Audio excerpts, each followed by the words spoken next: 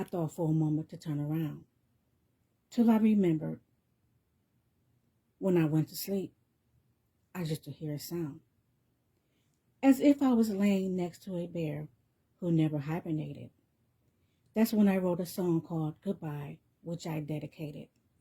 to the king of no, I am not a 10-foot tall creature, but it doesn't stop me from having one of his features. I refuse to wear a nose strip, but I tend to trip when you pick up your pillow and say goodbye, not just for the night, permanently, because you are tired, you can't sleep.